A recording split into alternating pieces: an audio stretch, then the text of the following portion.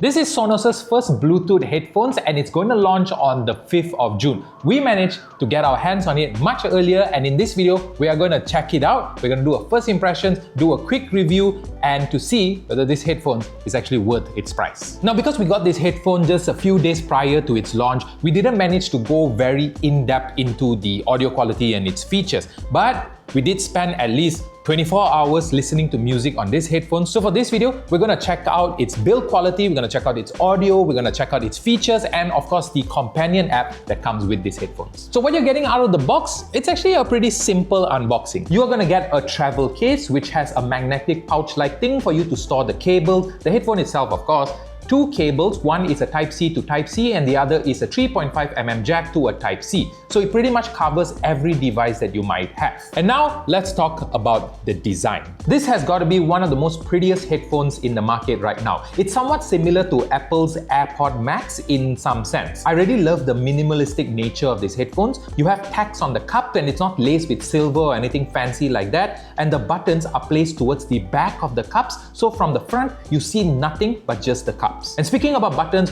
what you have on the left is the Bluetooth pairing button and the Type-C port for charging or plugging it into another device. On the right, you have the multifunction button for increasing the volume, pausing, playing, answering calls, and skipping music. I like this because you don't need like 7 buttons on the cup, rather this one button does everything. And lastly is the noise cancellation button which switches it from active to awareness mode. But the best thing about this headphone is definitely the comfort. Surrounding the inner part is leather and it's filled with a memory foam. So for those of you who don't like headphones, I really recommend that you try out these headphones because not only is it comfort, but it weighs slightly more than 300 grams. So honestly, you won't really feel it on your head. Obviously, you can extend the length and it doesn't come with this clip snapping sound that certain headphones have. In fact, it's a smooth mechanism that glides when you pull on it. So I'm not too worried about the side snapping like certain other headphones out there in the market. Also, for those of you who are worried that these ear cups might flake or might crack over time, I don't think you need to worry so much because it is attached to the headphones using magnets. So you can swap it out and replace it, which in turn extends the lifespan of these headphones. Okay, now for the audio quality. For those of you who are going to pick up these headphones, I highly recommend that you update the software because I tried it without updating the software and the audio quality is absolutely terrible. But after I did a software update, it became hell a lot more better. I don't know why they decided to ship this without the update, but if you are getting this and you want to try it out immediately, it will sound horrible. But the most important question, does it sound better than the other high-end headphones out there in the market?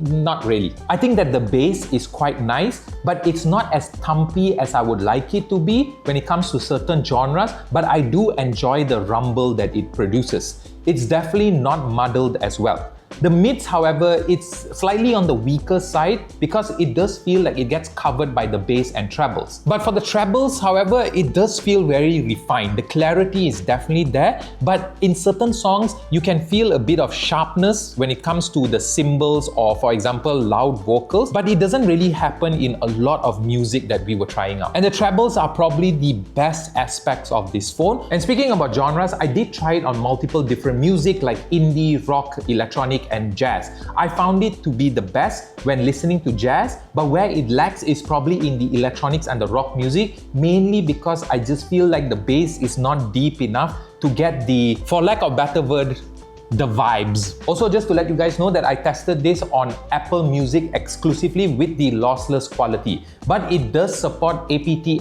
lossless, so Android users are not left out. Also for battery, it does support 30 hours of playback. The headphones noise cancellation is really great. It manages to drown out everything from cars on the road to rumblings of the train and my very noisy colleagues without having any of that suction feeling that certain lower end headphones do, which can cause headaches if you're not used to it. It's very subtle and it's actually very effective. However, the awareness mode is not that great in my opinion. For example, if a colleague is talking to me and music is playing, I can't really hear them, but if they come really close up to me, then only it allows the pass-through to happen. Now, this could be a sensitivity issue with the microphones that are built into these headphones, or it just could be a software update, which in case, Sonos can definitely fix that problem. Aside from that, it also has this this wear detection feature which pauses the music when you take off the headphones, and it can also answer calls for you when you put them on your head when a call is incoming. But the feature that is pretty cool and a lot of people are pretty interested in is the head tracking mode. Meaning if you are listening to music and you turn your head, the music will be focused to one side of the ear cup. This apparently works better when you're watching a movie that has Dolby Atmos.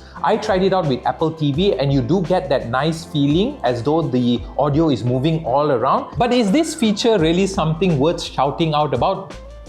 Yeah. Finally, we have the app, which controls every aspect of the headphone. The noise cancellation modes are here, the head tracking is here, wear detection and all that. Here is also where you can control the equalizer. But it's a very basic EQ, only capable of changing the bass, treble and the balance. I did expect a bit more. It would be nice if you have that frequency type of equalizer rather than just sliders. So the biggest question here, is this headphones worth $449 USD? Well, if you do have a Sonos soundbar at home and you're into the Sonos ecosystem, then this headphone is a fantastic companion to your home theater setup, because this headphone allows you to connect it to the Sonos soundbar, and when you put it on, it redirects the audio to the headphones rather than out from the soundbar. But for those of you who never own a Sonos product and this is going to be your first product, then it's a bit hard to recommend to you guys because the sound quality is not worth that price point. I think that the sound stages that Sony or even Bose can produce